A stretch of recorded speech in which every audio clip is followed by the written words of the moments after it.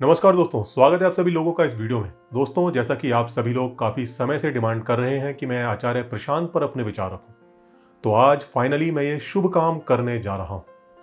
इस शुभ काम में हालांकि देर काफ़ी लगी, इसके लिए मैं आप सभी को सॉरी बोलता हूं। लेकिन देर लगने की भी वजह थी, क्योंकि अगर किसी के विचारों का विश्लेषण करना है तो उसे अच्छे से सुनना और समझना पड़ता है। जिन चीज़ों की बात वो कर रहा है उन्हें भी जांचना और परखना पड़ता है, और इन सभी चीज़ों में समय लगता है। और ख़ासतौर पर तब जबकि जिनका मैं विश्लेषण कर रहा हूं उनका एक ह्यूज कंटेंट, लगभग 4,500 के आसपास वीडियोज और 100 के आसपास किताबें, तो इतना समय लगना जायज़ है। हालांकि इसका मतलब आप ये मत समझ लेना कि मैंने सारी वीडियोज देख ली हैं। वो पॉसिबल भी नहीं है और ना ही ज़रूरी है। मेन चीज़ होती है किसी व्यक्ति की विचारधारा को समझना, और वो कुछ ज़रूरी मुद्दों पर उसके विचारों को सुनकर आप समझ सकते हैं। मैं चाहता था कि मेरा ये विश्लेषण सतही ना हो, ऐसा हो कि जो इसे देखे वो इससे कुछ सीख सके। तो इसके लिए मैंने अपनी तरफ से पूरी कोशिश की है। अब ये कोशिश कितनी कामयाब हुई है ये आप बताएंगे। और हाँ दोस्तों, आपको मैं ये भी बता दूं कि ये विश्लेषण सिर्फ वैचारिक होगा, पर्सनल नहीं। यानी मैं सिर्फ उनकी आइडियोलॉजी पर बात करूंगा, उनकी पर्सनल लाइफ पर नहीं। किसी की पर्सनल लाइफ को टारगेट करना बहुत आसान होता है, लेकिन ज़्यादातर मामलों में ये गैर जरूरी होता है और इसका कोई भी फायदा नहीं होता। कोई अपनी पर्सनल लाइफ में क्या कर रहा है, इसके बजाय वो जो सोशल लाइफ में कर रहा है, हमें उस पर ध्यान देना चाहिए, क्योंकि वहां वो लोगों की जिंदगियों को प्रभावित कर रहा है। कुल मिलाकर विचारों की काट विचारों से होनी चाहिए, मेरा ऐसा मानना है। तो चलिए फिर देर किस बात की, शुरू करते हैं।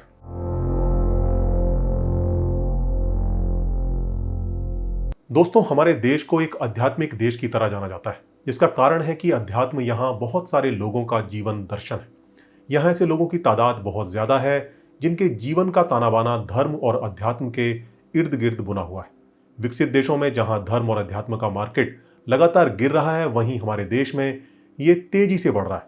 और इसीलिए यहाँ पर धर्मगुरुओं और कथावाचकों और आध्यात्मिक गुरुओं की अच्छी खासी तादाद मौजूद है। इस अपॉर्चुनिटी को भुनाने के लिए हर रोज नए नए लोग नए नए आइडियाज के साथ मार्केट में उतरते रहते हैं। अब जैसा कि हर मार्केट में होता है कि हर खरीदार की जरूरत और पॉकेट के हिसाब से चीजें मौजूद होती हैं, वैसा ही यहाँ भी है। यहाँ भी हर किसी की बुद्धि और समझ के हिसाब से गुरु मौजूद है। जो बौद्धिक रूप से थोड़े निचले पायदान पर हैं, उनके लिए कथावाचक और चमत्कारी बाबा दुकान सजाकर बैठे हुए। जो बौद्धिक रूप से थोड़ा बेहतर हैं, उनको संभालने का बेड़ा आध्यात्मिक गुरुओं ने उठाया हुआ है, जो अपनी लच्छेदार बातों में उन्हें उलझाए रखते हैं।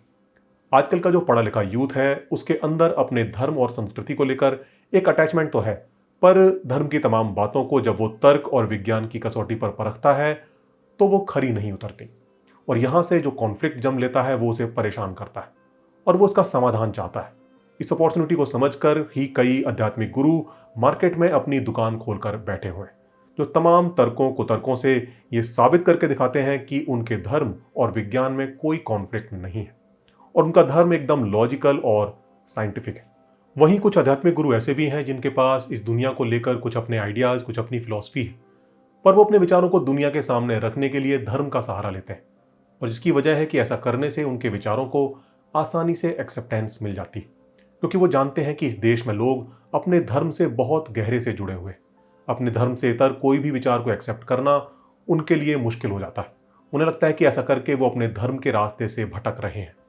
लेकिन अगर कोई अपने आइडियाज को ये कहकर सामने रखे कि वो तो आपको आपके ही धर्म की सही व्याख्या करके बता रहा है, तो लोग उसे आसानी से एक्सेप्ट कर लेते हैं।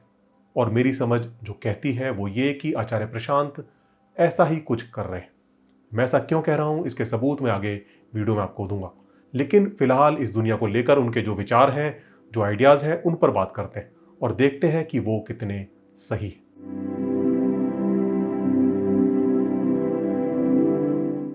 आचार्य प्रशांत के YouTube चैनल का डिस्क्रिप्शन उनके बारे में बताता है कि वो आज की दुनिया के एक अनोखे, सबसे हटकर, one of a kind social reformer और सच्ची आध्यात्मिकता के शिक्षक हैं। वो नारी सशक्तिकरण, पर्यावरण को बचाने, जानवरों के प्रति प्यार और जीवन को सही तरीके से जीने पर जोर देते हैं। साथ ही वो अगुवाई करते हैं उस ग्लोबल मूवमेंट की जो उन सामाजिक बंधनों से मुक्ति की बात करती है जो हमें सच और शांति से दूर रखते हैं। अगर ऊपरी तौर पर आचार्य प्रशांत के विचारों को देखा जाए तो वो बिल्कुल वैसे ही हैं जैसे किसी भी रैशनल इंटेलेक्चुअल इंसान के होते हैं। जैसे वो किसी पर्सनल गॉड की अवधारणा को खारिज करते हैं, मतलब ऐसा गॉड जो कि इस दुनिया में दखल देता है, हमारे कर्मों को देखता है और उसके अनुसार हमें फल देता है। हमारी प्रार्थनाओं को सुनता है, कर्मकांड से प्रभावित होता है। वो इसके बजाय एक ब्रह्म की बात करते हैं। ब्रह्म का मतलब है कि इस पूरे यूनिवर्स में जो कुछ भी है वो सब इस ब्रह्म के भीतर ही है। ऐसे समझिए कि ब्रह्म एक समुद्र के जैसा है और समुद्र के अंदर जो कुछ भी है वो सब लहरों के जैसा है। ये लहरें लगातार बनती बिगड़ती रहती हैं। लहरों का अपना अस्तित्व भले प्रतीत होता हो, पर वास्तव में वो समुद्र का ही हिस्सा है, या कहें समुद्र ही है। यानी अगर हम अपनी बात करें तो हम इस ब्रह्म रूपी समुद्र के अंदर खुद को एक लहर मान सकते हैं। इस तरह से देखा जाए तो हम भी ब्रह्म का ही हिस्सा हैं, या कहें कि ब्रह्म ही है। अहम ब्रह्मास्मि का जो कॉन्सेप्ट है वो यही है। अगर ब्रह्म के कॉन्सेप्ट को माना जाए तो फिर पूजा पाठ और कर्मकांड का कोई मतलब नहीं रह जाता। इसी तरह वो आत्मा या सोल का जो प्रचलित कॉन्सेप्ट है, जिसमें माना जाता है कि हमारे अंदर कोई नॉन फिजिकल एंटिटी है जो हमें कॉन्शियस बनाती है और जिसके बॉडी से निकल जाने पर हम मर जाते हैं, और ये सोल किसी नई बॉडी में जाकर दोबारा जन्म भी लेती है, जिसे पुनर्जन्म कहते हैं। आचार्य प्रशांत इस कॉन्सेप्ट को नहीं मानते।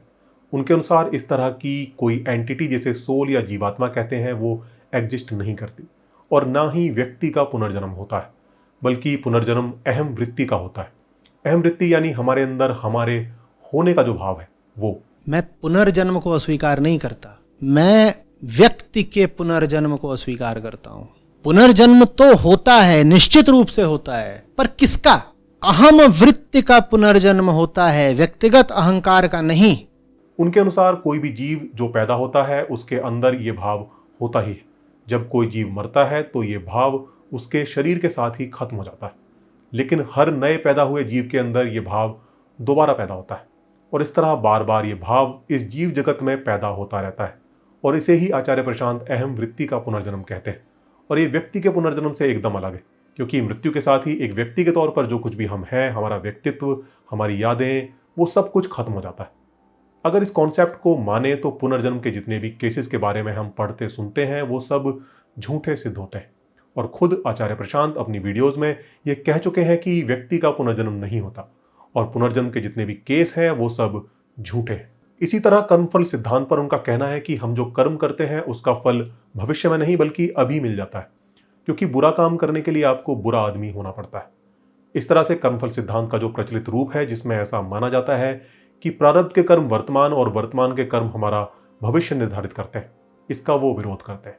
वैसे तो पुनर्जन्म को खारिज करते ही कर्मफल सिद्धांत भी अपने आप खारिज होने लगता है, क्योंकि आमतौर पर ऐसा माना जाता है कि पिछले जन्म के कर्मों के फलस्वरूप ही हमें वर्तमान जन्म मिला है, और अगर पुनर्जन्म को ही मान्यता ना दी तो फिर वर्तमान जन्म किसका फल है, इसको एक्सप्लेन करना मुश्किल है।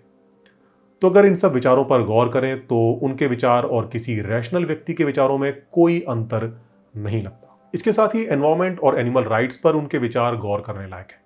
इस मामले में वो शायद बाकी आध्यात्मिक गुरुओं से काफी आगे हैं, जो इन विषयों पर बात तो करते हैं पर उन्हें इन मुद्दों की सही समझ नहीं, और इसीलिए इस पर उनके सुझाव इम्प्रैक्टिकल और तर्क बचकाना होते हैं।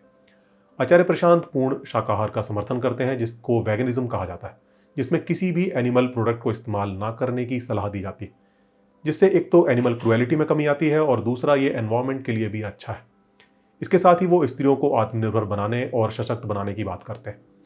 हालांकि इसमें वो काफ़ी आगे तक चले जाते हैं। साथ ही वो युवाओं का मार्गदर्शन भी करते हैं। आजकल के युवा कैरियर को लेकर जिस तरह के स्ट्रेस से गुजर रहे हैं उसको लेकर वो काफ़ी कुछ कहते हैं और बताते हैं कि किस तरह से वो अपनी ज़िंदगी को एक सही और बैलेंस्ड वे में जी सकते हैं। इसके साथ ही हम किस तरह से एक बेहतर समाज बना सकते हैं, इस दुनिया को कैसे एक बेहतर दुनिया बना सकते हैं, इस पर भी वो काफ़ी कुछ कहते हैं। अध्यात्म का वास्तविक स्वरूप क्या है और ये हमारे लिए किस तरह से उपयोगी होता है, इस पर भी वो काफ़ी बात करते हैं। भारतीय दर्शन और उसमें भी खासतौर पर उपनिषदों को वो काफ़ी महत्व देते हैं और ऐसा कहते हैं कि इनमें हीरे छुपे हुए हैं। अगर इनको समझ लिया गया और अपना लिया गया तो मानव जाति की लगभग सारी समस्याएं खत्म हो सकती हैं। और भी बहुत सारे मुद्दे हैं जिन पर वो बात करते हैं, लेकिन ये कुछ मेन मुद्दे हैं जिन पर मैंने उनके विचार सुने और इस वीडियो में मैं इन्हीं पर बात करने वाला हूं।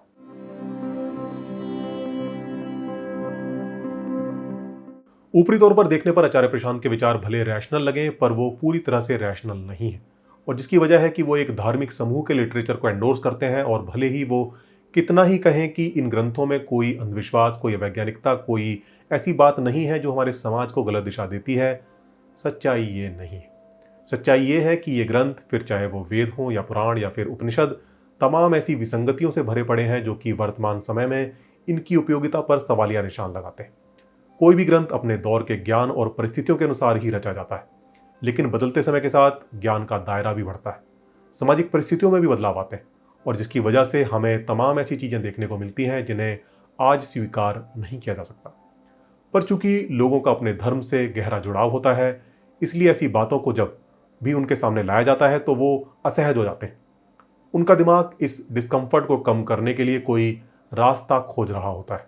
ऐसे में अगर कोई ये कहे कि ये अंश प्रक्षेपित है, यानी ये मूल ग्रंथ का हिस्सा नहीं है बल्कि इनको बाद में किसी के द्वारा किसी गलत उद्देश्य से जोड़ा गया है, या फिर कोई ये तर्क दे कि इसका ये अर्थ नहीं है बल्कि तो इसका तो कुछ और अर्थ है, या फिर ये बातें तो सांकेतिक हैं, यानी यहाँ पर तो मेटाफर में बात की गई है, तो ये तर्क अपने धर्म से जुड़ाव रखने वाले व्यक्ति को एकदम से समझ आ जाते हैं, क्योंकि ये तर्क उसे एहसास दिलाते हैं कि उसकी आस्था गलत नहीं है।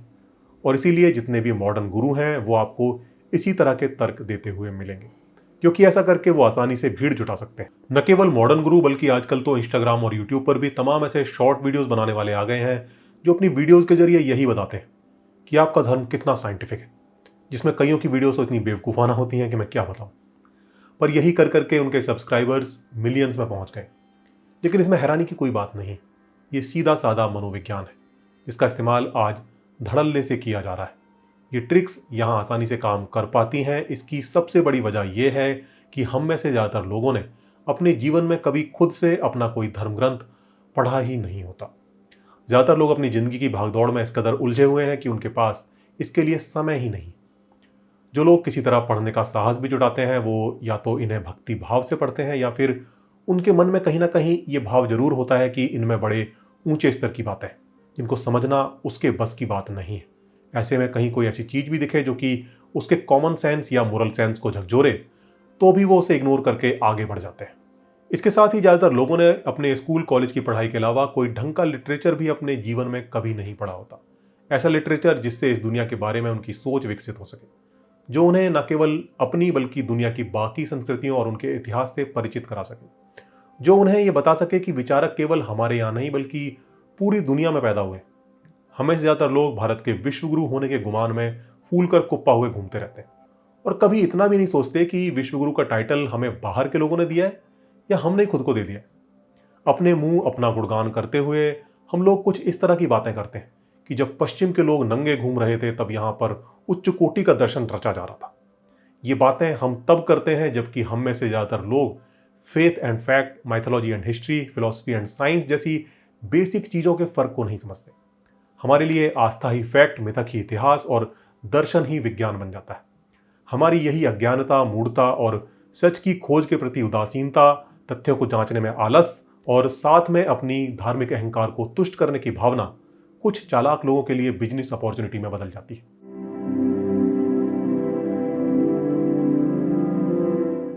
वैसे ये कहना जल्दबाजी होगी कि आचार्य प्रशांत अध्यात्म का बिजनेस कर रहे हैं। हो सकता है वास्तव में उनके दिमाग में इस समाज को बेहतर बनाने के लिए जो आइडियाज़ हैं, जिससे उनका ऐसा मानना है कि ये समाज, ये दुनिया बेहतर हो सकती है, वो उन्हीं के प्रचार प्रसार के लिए सब कर रहे हैं। अब उनका असल उद्देश्य क्या है ये तो वही बेहतर बता सकते हैं। मैं तो सिर्फ वो जो कर रहे हैं वो कितना सार्थक है उसी का विश्लेषण कर सकता हूँ, और जब मैं वो जो कर रहे हैं उसका विश्लेषण करता हूँ तो मुझे उसमें कई ऐसी चीज़ें नज़र आती हैं जो मुझे परेशान करती हैं। जैसे वो जिस तरह का दावा हिंदू धर्म की फिलॉसफी को लेकर करते हैं वो मुझे सही नहीं लगता। अगर उनकी बातों को सही माना जाए तो ईश्वर, आत्मा, कर्मफल, सिद्धांत, अवतारवाद, पुनर्जन्म को लेकर जैसी प्रचलित मान्यताएं हैं वो सिरे से खारिज हो जाती हैं। आप कहेंगे कि आप तो खुद इन चीज़ों में विश्वास नहीं करते, तो आपको क्या समस्या है? आपको तो खुश होना चाहिए और इसके लिए उनकी तारीफ करनी चाहिए। हाँ, मेरा ऐसा मानना है कि समाज को इस तरह की रूढ़िवादी मान्यताओं से ऊपर उठना चाहिए, लेकिन जिस तरह आचार्य प्रशांत इन मान्यताओं को ख़त्म करना चाह रहे हैं वो सही नहीं है। उनका ऐसा कहना कि ये ईश्वर, आत्मा, कर्मफल, पुनर्जन्म वगैरह को लेकर जो प्रचलित मान्यताएं हैं वो सब गलत हैं। हिंदू ग्रंथों में इनका वास्तविक कॉन्सेप्ट कुछ और है जिसमें समय के साथ भ्रांतियां आ गई हैं, और फिर वो इन सब की सही व्याख्या करके बताते हैं। वही जिसे अभी हमने पीछे डिस्कस किया था कि आत्मा का मतलब जीवात्मा होता है और वो कोई ऐसी एंटिटी नहीं है जिसके शरीर से निकल जाने से शरीर मर जाता है, बल्कि वो अहम वृत्ति को दिया हुआ एक नाम है। और पुनर्जन्म जीवात्मा का नहीं बल्कि अहम वृत्ति का होता है। और कर्मफल भी जो है वो भी पिछले जन्म का नहीं बल्कि अभी तुरंत का मिलता है, और इस तरह की और भी बातें हैं। यकीन मानिए वो कितना ही जोर देकर इन सब बातों को कहें, पर मुझे ये कहने में कोई भी हिचक नहीं है कि वो यहां पर झूठ बोल रहे हैं। इन सभी सब्जेक्ट्स पर हिंदू धर्म की जो प्रचलित मान्यताएं हैं वो बिल्कुल अपने ग्रंथों के अनुकूल ही हैं। हिंदू धर्म के लगभग सभी ग्रंथ इन्हीं मान्यताओं का समर्थन और प्रतिपादन करते हैं। अगर आप इन मान्यताओं को उस तरह से बदल दें जैसा आचार्य प्रशांत ने किया, तो आपको लगभग हर ग्रंथ की हर दूसरी तीसरी लाइन में मनमाने अर्थ घुसाने पड़ेंगे। तब कहीं जाकर ग्रंथों में लिखी बातों का कोई लॉजिक बनाया जा सकेगा। असल में ये हिंदू धर्म की कोर फिलॉसफी है जो आपको हर छोटे बड़े ग्रंथ में मिलेगी। इसमें इस तरह का फेरबदल जैसा कि आचार्य प्रशांत ने किया है पूरी हिंदू फिलॉसफी को शीर्षासन कराने जैसा है। हकीकत यह है कि सभी हिंदू ग्रंथ, फिर चाहे वो वेद हो, पुराण हो, उपनिषद हो, सभी में यह फिलॉसफी इसी प्रचलित रूप में जगह जगह पर दिखाई देती है। वेदों की बात करें तो ऋग्वेद के ही कई मंत्र इस आत्मा और पुनर्जन्म की फिलॉसफी पर मुहर लगाते मिल जाते हैं। जैसे ऋग्वेद के प्रथम मंडल के सूक्त 164 का 38वां मंत्र कहता है कि जीवात्मा शरीर से आबद्ध होने की वजह से ही विभिन्न योनियों में जाती है और अपनी धारण करने की क्षमता की वजह से ही शरीरों को धारण करती और छोड़ती रहती है। इसी तरह दशम मंडल के सूक्त 16 के 5वें मंत्र में अग्निदेव से प्रार्थना की जा रही है कि अविनाशी जीवात्मा दोबारा किसी शरीर से युक्त हो जाए। तो वहीं दशम मंडल के ही 59वें सूक्त के 6ठे मंत्र में परमात्मा द्वारा जीवात्मा को नेत्र, प्राण आदि देने की बात हो रही है। वेदों में और भी कई मंत्र हैं जो पुनर्जन्म की बात करते हैं। पुराणों की बात करें तो वहां तो आप चप्पे चप्पे पर पुनर्जन्म और अवतारवाद को देख सकते हैं, लेकिन बहुत सारे लोग पुराणों को प्रामाणिक नहीं मानते, इसलिए मैं उनका जिक्र यहां पर नहीं कर रहा हूं। हिंदू लिटरेचर में सबसे ज्यादा महत्व उपनिषदों को दिया जाता है। आचार्य प्रशांत भी उपनिषदों को ही महत्व देते हैं और वो खुद को उपनिषद मर्मदर्शी की तरह पेश करते हैं और दावा करते हैं कि वो जो बता रहे हैं वो वास्तव में उपनिषदों का ही ज्ञान है। तो आइए जरा उपनिषदों पर भी एक नजर डाल लेते हैं और देखते हैं कि क्या जैसा आचार्य प्रशांत दावा कर रहे हैं उपनिषदों की फिलॉसफी क्या वैसी ही है। जो लोग उपनिषदों के बारे में नहीं जानते उन्हें बता दूं कि उपनिषदों की संख्या 100 से ऊपर है। कुछ विद्वान इसे 108 बताते हैं, लेकिन इनमें से मात्र 11 उपनिषद ही ऐसे हैं जिन्हें प्रामाणिक माना जाता है, जिनके नाम हैं ईशावास्योपनिषद, केनोपनिषद, कठोपनिषद, प्रश्नोपनिषद, मुंडकोपनिषद, मांडूक्योपनिषद, तैत्तरीयोपनिषद, ऐतरेयोपनिषद, छांदोग्योपनिषद, बृहदारण्यकोपनिषद, श्वेत शत्रोपनिषद। इनमें से 10 के ऊपर आदि शंकराचार्य ने टीका लिखी थी, जिसका मतलब है कि ये प्राचीन है, इसलिए इन्हें प्रामाणिक माना जाता है। उपनिषदों में भी आप हिंदू धर्म की आत्मा, परमात्मा, पुनर्जन्म, कर्मफल की इस फिलॉसफी को इसी प्रचलित रूप में देख सकते हैं। जैसे ईशावास्योपनिषद का 3रा मंत्र देखिए, जो ये कहता है कि आत्महत्या करने वाले लोग मरकर असुरों के लोकों को प्राप्त होते हैं। अब यहां जीवात्मा भी है, कर्मफल भी है और पुनर्जन्म भी है, और वो भी प्रचलित रूप में, जो आचार्य प्रशांत बताते हैं उस रूप में नहीं। यहां जीवात्मा कोई अहम वृत्ति यानी मैं की भावना जैसी कॉमन टेंडेंसी नहीं है जिसका पुनर्जन्म हो रहा है, बल्कि उसका एक व्यक्तिगत अस्तित्व है। तभी तो उसे कर्मफल के अनुसार योनि मिल रही है। आदि शंकराचार्य ने भी अपने भाष्य में यही लिखा है कि कर्मफल के अनुसार योनियों में जाते हैं। इसी फिलॉसफी पर कठोपनिषद के 2वें अध्याय की 2 वल्ली का 7वां मंत्र भी मुहर लगाता है, जो ये कहता है कि कर्म के अनुसार जीवात्मा भिन्न भिन्न योनियों को प्राप्त होती है। 2 अध्याय की 3री वल्ली का 4था मंत्र भी कुछ ऐसा ही कह रहा है कि शरीर के नष्ट होने से पहले परमात्मा को जान लो, वरना अनेकों कल्पों तक नाना प्रकार के लोकों में शरीर धारण करना पड़ेगा। इन मंत्रों पर आदि शंकराचार्य का भाष्य भी अगर आप देखेंगे तो वहां भी यही लिखा हुआ है। मुंडकोपनिषद के खंड 2 का 10वां मंत्र भी कुछ ऐसा ही कह रहा है कि ईष्ट और पूर्त कर्मों को श्रेष्ठ मानने वाले लोग अपने पुण्य कर्मों से पहले स्वर्ग में जाते हैं, उसके बाद मनुष्य लोक या फिर इससे भी नीचे के लोकों में जाते हैं। श्वेत शत्रोपनिषद के अध्याय 5 का 10वां मंत्र कहता है कि ये जीवात्मा ना तो स्त्री है, ना पुरुष और ना ही नपुंसक। ये जिस शरीर को ग्रहण करता है ये उसी से संबद्ध हो जाता है। 11वां मंत्र भी कहता है कि जीवात्मा कर्मों के अनुसार मिलने वाले शरीरों को बार बार प्राप्त होता रहता है। और भी कई ग्रंथों में हमें यही फिलॉसफी देखने को मिलती है। जैसे पतंजलि योग सूत्र के साधना पाद के 12वें और 13वें सूत्र के अनुसार कर्म संस्कारों के मौजूद रहने तक उनके अनुसार जन्म, आयु और भोग प्राप्त होते हैं। इस तरह योग वशिष्ठ की उत्पत्ति प्रकरण को यदि आप पढ़ें और उसमें भी यदि 55वें सर्ग को आप पढ़ें तो वहां पर यह फिलॉसफी बहुत ही अच्छे से एक्सप्लेन की गई है। इसे पढ़कर जीवात्मा की कर्मानुसार कैसी गति होती है, उसका पुनर्जन्म किस तरह से होता है और वो किस तरह दूसरे शरीरों को प्राप्त करती है, इस बारे में सारे संदेह खत्म हो जाते हैं। और ये फिलॉसफी उस फिलॉसफी से दूर दूर तक मैच नहीं करती जो आचार्य प्रशांत अपने प्रवचनों में बताते हैं। आप खुद पढ़कर चेक कर सकते हैं। अब जब इतनी बात की है तो लगे हाथों गीता की भी बात कर ही लेते हैं, क्योंकि आचार्य प्रशांत गीता के बारे में भी ऐसा ही दावा करते हैं। गीता के 2 अध्याय का 27वां श्लोक कहता है, जिसका जन्म हुआ है उसकी मृत्यु अवश्य होगी, और जिसकी मृत्यु हुई है उसका जन्म भी जरूर होगा। 30वां श्लोक कहता है कि सबके शरीर में ये जीवात्मा अमर है। 37वें श्लोक में मरकर स्वर्ग मिलने की बात हो रही है। इसी अध्याय का 51वां श्लोक कहता है कि बुद्धिमान मनुष्य कर्म से पैदा होने वाले फलों का त्याग करके जन्म के बंधन से मुक्त होकर परम पद को प्राप्त हो जाते हैं। अब यहां ध्यान दीजिए, जीवात्मा भले परमात्मा का अंश हो, लेकिन उसकी एक पर्सनल आइडेंटिटी, एक पर्सनल एग्जिस्टेंस भी है। तभी तो जिसकी मृत्यु हुई है उसके जन्म की बात हो रही है, तभी तो मृत्यु के बाद स्वर्ग मिलने की बात हो रही है, तभी तो मिनीषी यानी बुद्धिमान मनुष्यों के जन्म के बंधन से मुक्त होने की बात हो रही है। आचार्य प्रशांत जैसा बताते हैं वो कोई अहम वृत्ति जैसी कॉमन टेंडेंसी नहीं है। अध्याय 4 के श्लोक 9 में तो स्पष्ट कहा जा रहा है कि जो ये जान लेता है कि मेरे जन्म और कर्म दिव्य हैं, वो देह को त्यागने के बाद पुनर्जन्म को प्राप्त नहीं होता। इस श्लोक में स्पष्ट रूप से देह तत्वा यानी देह त्यागने की बात हो रही। इसी अध्याय के श्लोक 5 में तो कृष्ण स्पष्ट रूप से कह रहे हैं कि तेरे और मेरे बहुत से जन्म हो चुके हैं। वहीं 6ठे श्लोक में कृष्ण स्वयं अपने पुनर्जन्म की बात कर रहे हैं, जिसे हम अवतारवाद की तरह जानते हैं। 7 और 8 में भी कृष्ण यही कह रहे हैं कि वो साधुओं की रक्षा करने और दुष्टों के विनाश के लिए युग युग में अवतार लेते हैं। 6ठे अध्याय का 41वां श्लोक कहता है कि योग से जो लोग भ्रष्ट हो जाते हैं वो पुण्य कर्म करने वाले लोगों के लोकों को प्राप्त होकर वहां बहुत समय रहकर शुद्ध लोगों के यहां जन्म लेते हैं। 8वें अध्याय का 15वां श्लोक कहता है कि महात्मा लोग मुझे प्राप्त करके दुखों के घर अशाश्वत पुनर्जन्म को प्राप्त नहीं होते। अब यहां भी देखिए किसी इंडिविजुअल के पुनर्जन्म की बात हो रही है। 9वें अध्याय का 3रा श्लोक कहता है कि धर्म पर श्रद्धा न रखने वाले लोग मुझे प्राप्त न होकर बार बार इस मृत्यु संसार में लौटते रहते हैं। 9वें अध्याय का 21वां श्लोक कहता है कि वेदों का आश्रय लिए हुए सकाम कर्म करने वाले लोग विशाल स्वर्गलोक को भोगकर पुण्य क्षीण होने पर मृत्यु लोक में आ जाते हैं। 13वें अध्याय में तो कृष्ण ऊंची नीची योनि में जन्म का कारण भी बता रहे हैं। वो कहते हैं कि प्रकृति में स्थित पुरुष यानी जीवात्मा प्रकृति जन्य गुणों का भोक्ता बनता है और इसी की वजह से वो ऊंची नीची योनियों में जन्म लेता रहता है। 15वें अध्याय का 8वां श्लोक कहता है कि जिस तरह वायु अपने साथ गंध ले जाती है, उसी तरह जीवात्मा जिस शरीर को त्यागता है उससे मन और इंद्रियों को लेकर नए शरीर में चला जाता है।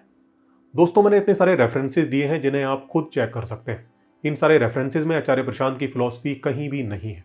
यदि पुनर्जन्म अहम वृत्ति यानी मैं की भावना, जो कि सभी जीवों की एक कॉमन टेंडेंसी है, उसका होता है जैसा कि आचार्य प्रशांत कहते हैं, तो फिर इसके लिए व्यक्ति सूचक संज्ञाओं का प्रयोग क्यों किया गया, व्यक्तियों की बात क्यों की गई कि जैसे कि वो लोग जो फला फला करते हैं उनका ये होता है।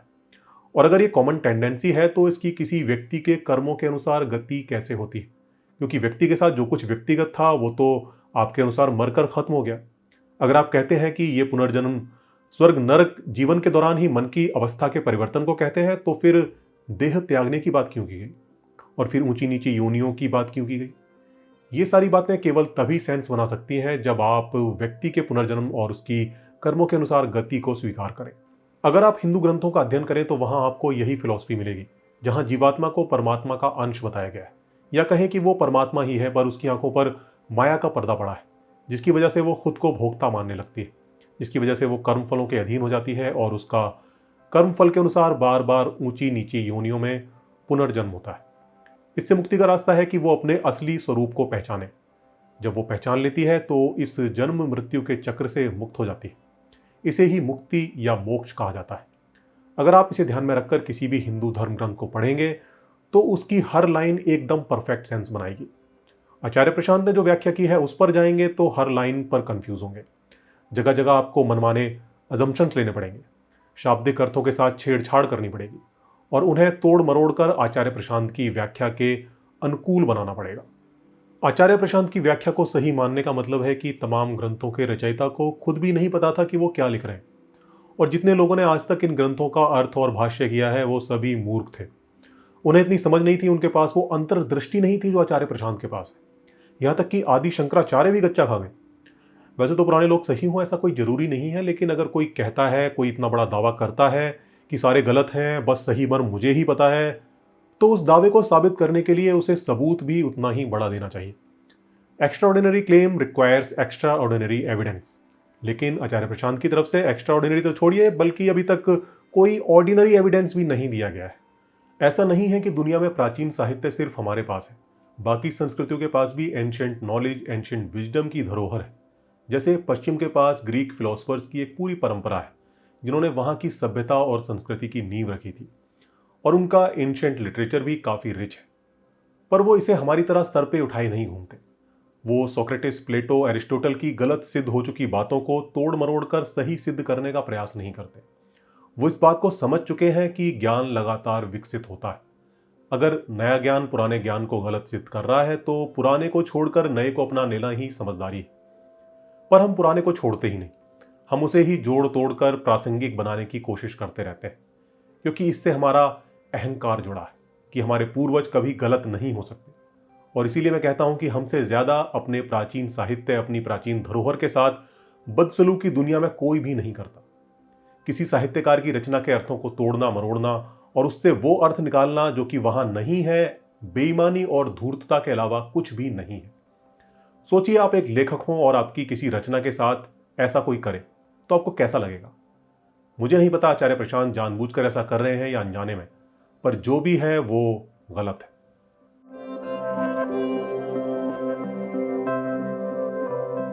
वैसे एक संभावना यह भी बनती है कि वो धर्म ग्रंथों की आड़ में लोगों को सही शिक्षा देना चाहते हो।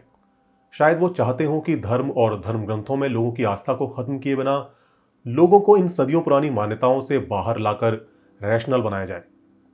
पर ऐसा होता नहीं है। वो शायद आस्था के मनोविज्ञान को नहीं समझते। एक आस्थावान अपनी आस्था को बचाने के लिए तिनके के सहारे खोजता रहता है। वो सिर्फ उतनी ही बात सुनता समझता है जितने से वो अपनी आस्था के सही होने के लिए आश्वस्त हो सके। बाकी बातों को वो इस कान से सुनकर उस कान से निकाल देता है। इसे कॉग्निटिव बायस कहते हैं। अगर किसी की हिंदू धर्म में प्रचलित इन मान्यताओं में आस्था है तो वो आचार्य प्रशांत को सुनेगा जरूर, ये समझकर कि वो उसके धर्म की महानता का बखान कर रहे हैं। लेकिन जहां जहां उनकी बातें उसकी आस्था से कॉन्ट्रडिक्ट करेंगी, वो उन्हें इस कान से सुनकर उस कान से निकाल देगा और कहेगा कि देखिए, बाकी जगह तो ठीक है, लेकिन उन्हें इन इन जगहों पर और अध्ययन करने की जरूरत है। इस तरह की मीठी गोलियां देने से कोई भी व्यक्ति रैशनल नहीं बनता। बचपन से बुद्धि पर चढ़ाई गई परतों को भेदने के लिए उसे झंझोड़ना पड़ता है, उसे बार बार सोचने पर मजबूर करना पड़ता है। कुछ ऐसा करना पड़ता है ताकि वो अपनी आस्थाओं, मान्यताओं पर पुनर्विचार करे। रैशनैलिटी सही मायनों में तभी आती है जब कोई इंसान खुद से निष्पक्ष होकर चीजों का विश्लेषण करना सीख जाए, अपनी आस्थाओं, मान्यताओं पर बिना डरे और विचलित हुए सवाल करना सीख जाए। आचार्य प्रशांत जो लोगों को दे रहे हैं वो एक आस्था ही है। वो कह रहे हैं कि देखो, तुम्हारा धर्म गलत नहीं है, वो तो बड़ा लॉजिकल और साइंटिफिक है, लेकिन लोगों से समझने में थोड़ी सी गलती हो गई है। ये जो प्रचलित मान्यताएं जो हम मानते आ रहे हैं वो गलत है, क्योंकि हमसे थोड़ा समझने में भूल हुई है। अब जो मैं बता रहा हूं वो सही है, इसलिए इन्हें छोड़ दो और जो मैं बोल रहा हूं उसको मान लो। वो लोगों को रैशनल नहीं बना रहे, बल्कि पुरानी अनसाइंटिफिक आस्थाओं को हटाकर नई, थोड़ी ज्यादा साइंटिफिक आस्थाएं पकड़ा रहे हैं। और इस तरह वो लोगों को अपने पैरों पर खड़ा होना नहीं सिखा रहे, बल्कि नई बैसाखियां ही पकड़ा रहे हैं। वो सिर्फ थोड़े ज्यादा बेहतर तर्कों से अपने धर्म को डिफेंड करना सिखा रहे हैं। और इसीलिए उनका कोई भी शिष्य कभी खुद को इस काबिल नहीं पाएगा कि वो अपने धर्म पर निष्पक्ष होकर सवाल करने का साहस कर सके। वो करेगा भी कैसे जब खुद उसका गुरु ही ऐसा नहीं कर पा रहा। सच्चा गुरु वही है जो अपने चेले को इतनी काबिलियत दे कि वो अपने पैरों पर खड़ा हो सके, हर जवाब के लिए गुरु का मुंह देखने के बजाय खुद से चीजों का विश्लेषण करना सीख सके, यहां तक कि अगर उसका गुरु भी कोई गलत बात कहता है तो उसे भी टोक सके।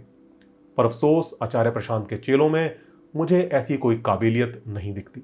वो बस अपने गुरु की ही बातों को तोते की तरह दोहराते हैं, कभी भी उन बातों पर खुले दिमाग से विचार नहीं करते। और इसीलिए धर्म की इन बेड़ियों से आजाद हो पाना उनके लिए नामुमकिन हो जाता है और रैशनैलिटी उनके लिए हमेशा दूर की कौड़ी रहती है।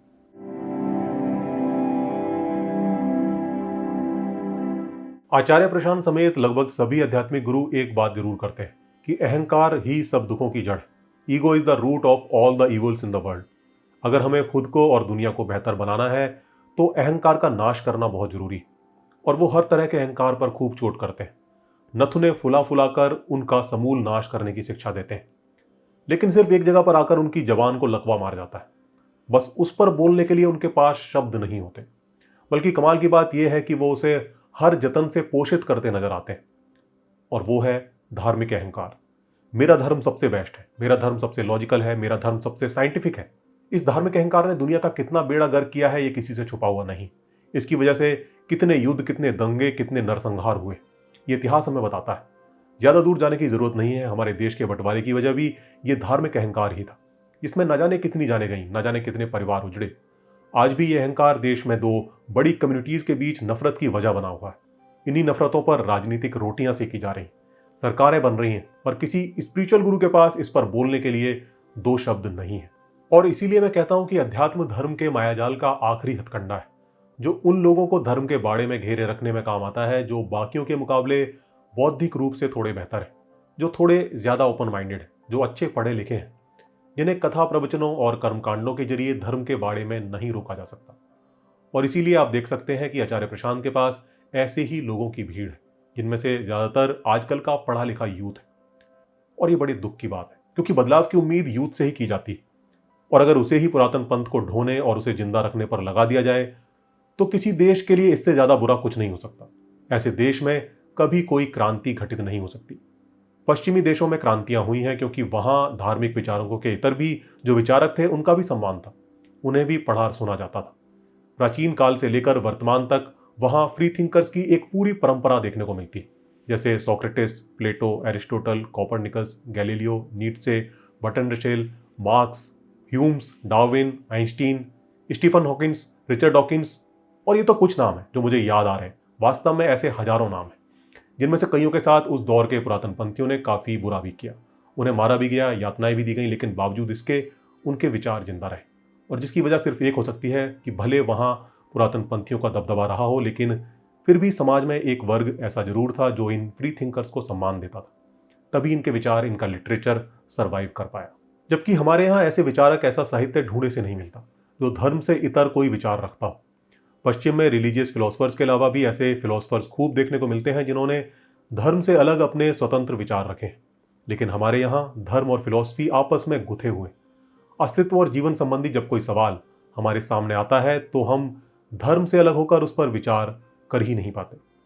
और यही नहीं, अगर कोई धर्म का सहारा लिए बिना हमारे सामने अपने विचार रखे तो हम उसे एक्सेप्ट नहीं कर पाते। हमारी ये बीमारी नई नहीं है, बल्कि सदियों पुरानी। तभी तो चारवाक जैसी परंपरा का कोई साहित्य आज तक बरामद नहीं होता। वेस्ट ने फ्री थिंकर्स को सम्मान दिया है, उन्हें एक्सेप्ट किया है। यही वजह है कि आज के दौर के लगभग सभी आधुनिक विचार, फिर चाहे वो वैज्ञानिक क्रांति हो, आधुनिक शिक्षा, तकनीकी शिक्षा, लोकतंत्र, सब के सब वहीं जन्मे। लेकिन ये सब देखकर भी अभी हमने सबक नहीं लिया है। हम आज भी उसी पुरातन पंथ में उलझे हुए और आज भी उसे किसी तरह जिंदा रखने की जुगत में लगे हुए। आज भी हम वेदों, उपनिषदों में समस्याओं के हल खोज रहे हैं। अभी भी हम इतने मैच्योर नहीं हुए हैं कि किसी फ्री थॉट को एक्सेप्ट कर सके। आज भी अगर हमें कुछ सिखाना हो तो हमें वेदों, उपनिषदों का हवाला देकर समझाना पड़ता है। आज भी अगर कोई विचारक अपने विचारों को रखने के लिए उपनिषदों का सहारा लेने पर मजबूर है तो इसकी वजह कहीं ना कहीं हम भी हैं। वो भी क्या करे, वो भी समाज को जानता है कि ये अभी कितना इमैच्योर है। अगर वेदों, उपनिषदों का हवाला दिए बिना उसने कोई बात कही तो उसे कोई सुनेगा ही नहीं। ये एक दुष्चक्र है जिसमें हमारा समाज फंसा हुआ है। रिजेक्शन के डर से बिना वेदों, उपनिषदों के कोई विचार नहीं रखता। और जब बार बार वेदों, उपनिषदों का महिमा मंडन होता है तो समाज इनके मुंह से बाहर नहीं निकल पाता। इस दुष्चक्र को तोड़ने का एक ही तरीका है कि विचारकों को रिजेक्शन के डर और भीड़ जुटाने के मुंह से बाहर आना पड़ेगा। खुशी की बात है कि आज सोशल मीडिया की बदौलत इसकी शुरुआत हो चुकी है। आज काफी लोग हैं जो फ्री थिंकर्स को पढ़ सुन रहे हैं। हालांकि अभी संख्या थोड़ी कम है, पर यह लगातार बढ़ रही है। अगर अपनी ही बात करूं तो आज जब मैं ये वीडियो बना रहा हूं तो लगभग 60,000 लोग हैं जिन्होंने मेरे चैनल को सब्सक्राइब किया हुआ है। और ये तब है जबकि आज तक मैंने 1 रुपया भी प्रमोशन पर खर्च नहीं किया है और ना ही किसी धर्म संप्रदाय का तुष्टीकरण किया है। मेरे जैसे और भी कई चैनल्स हैं जो ऐसा ही काम कर रहे हैं और उनके पास भी सब्सक्राइबर्स की अच्छी खासी संख्या है। तो जो लोग ऐसा बहाना देते हैं कि अभी ये समाज इतना मैच्योर नहीं है, वो इस तरह के चैनल से सीख सकते हैं। कभी ना कभी तो शुरुआत करनी पड़ेगी, किसी न किसी को तो शुरुआत करनी पड़ेगी। जितनी देर करेंगे बदलाव की शुरुआत उतनी ही देर से होगी।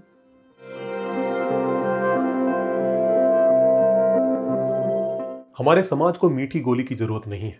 इसे कुछ ऐसा चाहिए जो इसे झंझोड़े, जगाए। मीठी गोलियां बहुत दी जा चुकी हैं और परिणाम हमारे सामने है।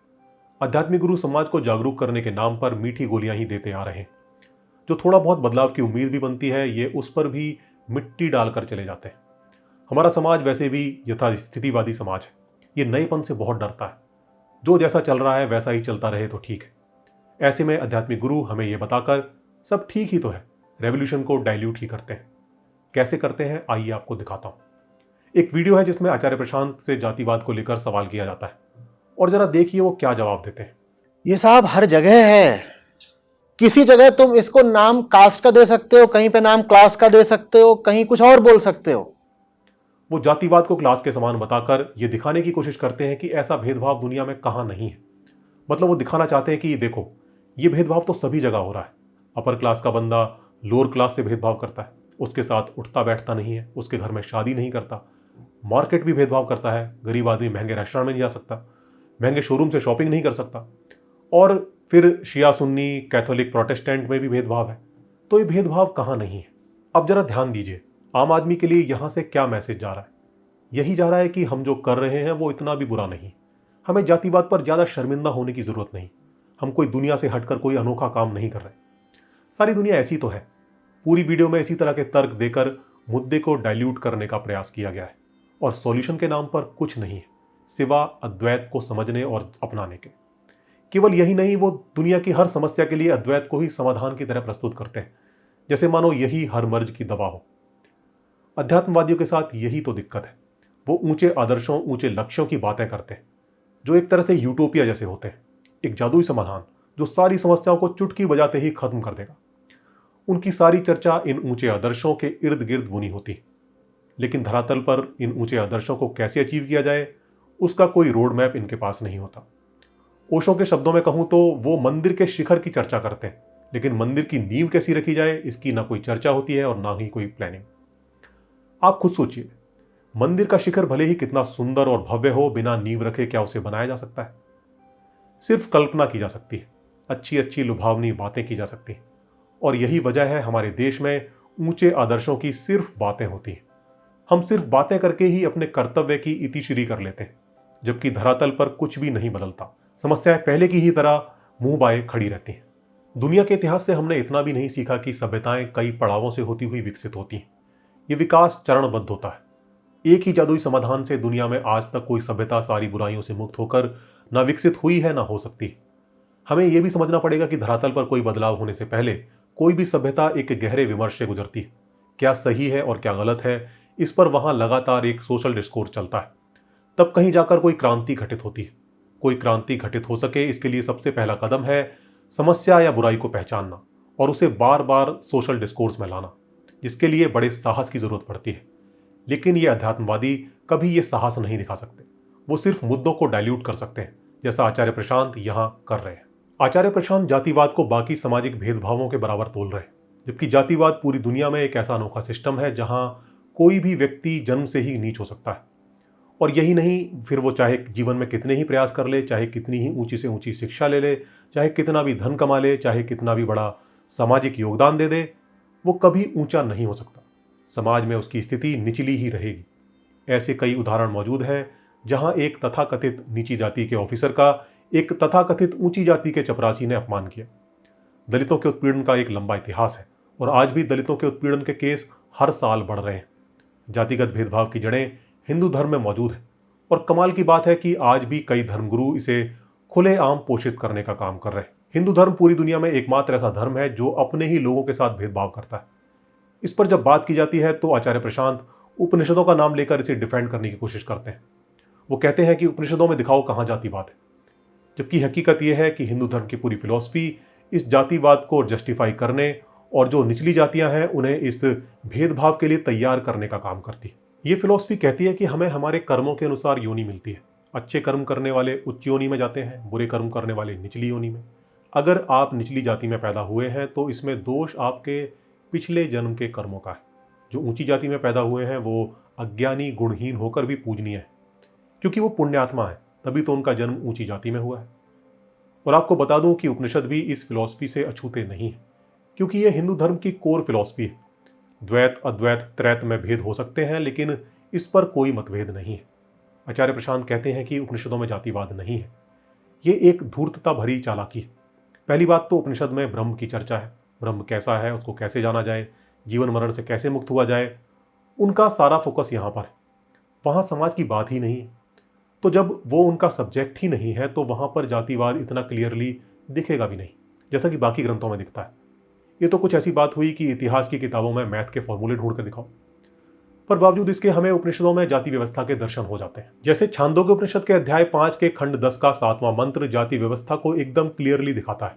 यह मंत्र कहता है कि जो अच्छे आचरण वाले जीव होते हैं वो उत्तम योनियों ब्राह्मण, क्षत्रिय और वैश्य को प्राप्त होते हैं, और जो अशुभ आचरण वाले होते हैं वो अशुभ योनियों जैसे कुत्ते, सुअर और चांडाल को प्राप्त होते हैं।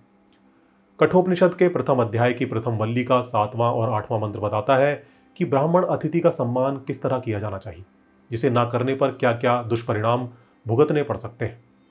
गीता के तीसरे अध्याय का 35वां श्लोक कहता है कि अच्छे आचरण वाले दूसरे के धर्म से गुण रहित अपना धर्म श्रेष्ठ है, अपने धर्म में तो मरना भी कल्याणकारी है। गीता के अध्याय 4 के 13वें श्लोक में तो खुद कृष्ण ही जाति व्यवस्था पर ठप्पा लगा रहे हैं, ये कहकर कि 4 वर्णों की रचना उन्हीं के द्वारा की गई। 9वें अध्याय के 32वें श्लोक में वो कहते हैं कि मेरी शरण में आकर तो ये जो है पाप योनि स्त्री वैश्य शूद्र भी परम गति को प्राप्त हो जाते हैं। मतलब यहाँ तो स्त्री वैश्य शूद्रों को भी पाप योनि यानी अशुभ कर्मों से जो योनि प्राप्त होती है वो बता दिया गया है। कहने का मतलब है जाति व्यवस्था की जड़ें हमें उपनिषदों में भी देखने को मिल जाती हैं। आचार्य प्रशांत का यह दावा कि उपनिषदों में जाति विवाद नहीं है एकदम गलत है, और जिस तरह वो अपने तर्कों से इस बेहद महत्वपूर्ण सामाजिक मुद्दे को डाइल्यूट करने की कोशिश करते हैं वो हमारे समाज के लिए अच्छा नहीं है। उनका यह प्रयास एक सामाजिक क्रांति जो हमारी संस्कृति पर लगे इस बदनुमा दाग को धो सकती है, उसे रोकने, उस पर मिट्टी डालने का ही काम करता है।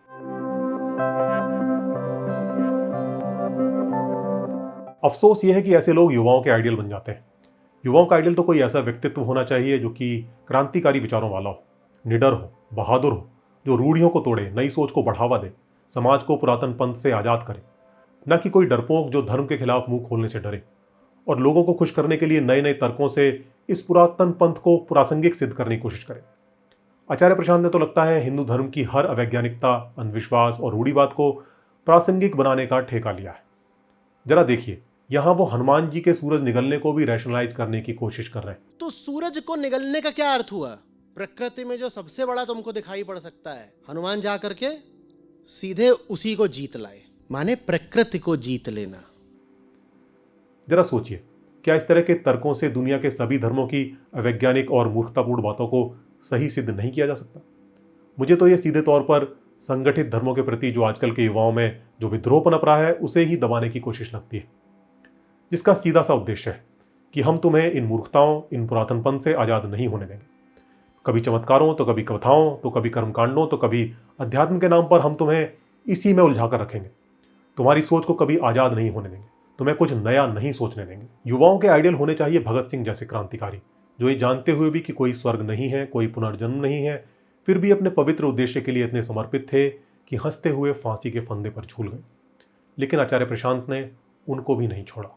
उनके महान बलिदान से युवाओं को मिल सकने वाली प्रेरणा को भी ये कहकर डाइल्यूट कर दिया कि वो पूरी तरह से भौतिकवादी नहीं थे, बल्कि वो भी किसी अभौतिक चीज को भौतिक जगत से ऊपर मानते थे।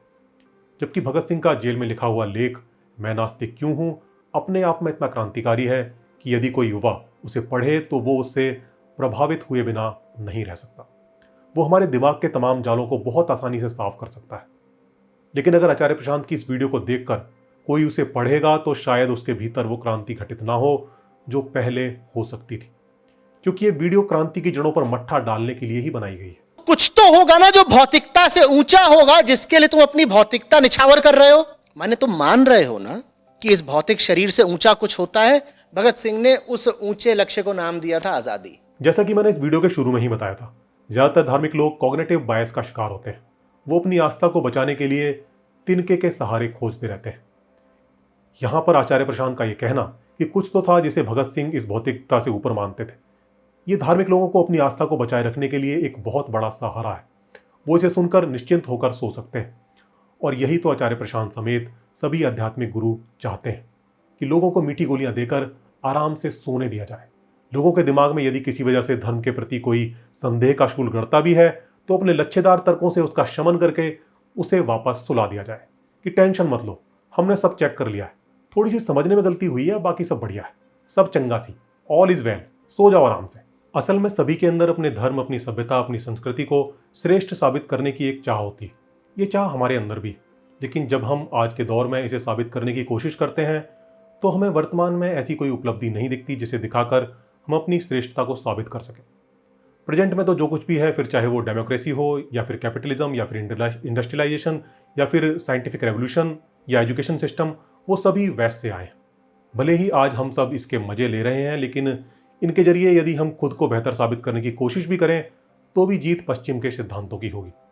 लिहाजा हम खुद को धोखा देने के लिए एक झूठ गढ़ते हैं कि भारत का पुरातन ज्ञान दुनिया में सबसे श्रेष्ठ है। हमारे पुरातन सिद्धांत ही वास्तव में विश्व का कल्याण कर सकते हैं। आज दुनिया में जो भी खराबी है वो हमारे पुरातन सिद्धांतों को ना अपनाने की वजह से है।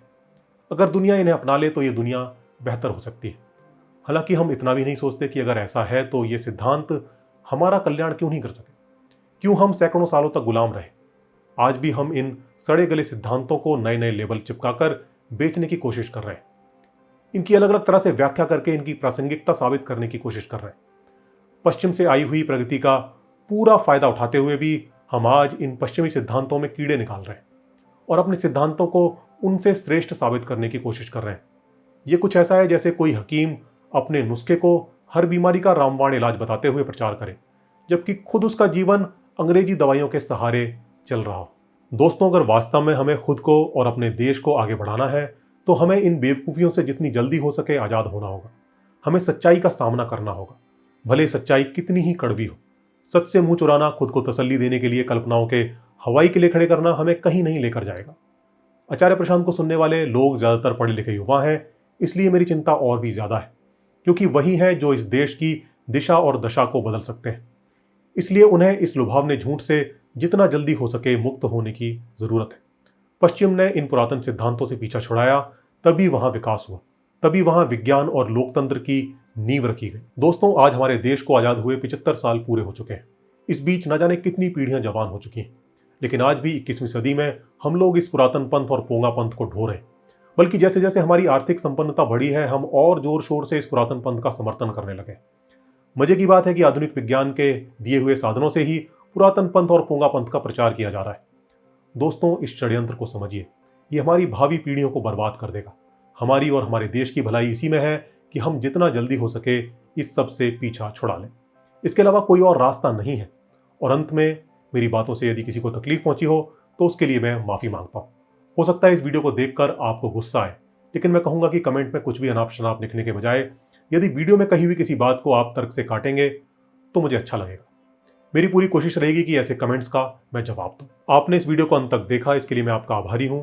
वीडियो अगर अच्छा लगा हो तो इसे लाइक जरूर कीजिएगा, और अगर आपको लगे कि ये बातें और लोगों तक भी पहुंचनी चाहिए तो इसे शेयर भी कर दीजिएगा। अगर आप चैनल को सपोर्ट करना चाहते हैं तो इसकी जानकारी डिस्क्रिप्शन में मौजूद है। तो मिलते हैं जल्दी एक नई वीडियो में, तब तक के लिए goodbye and take care.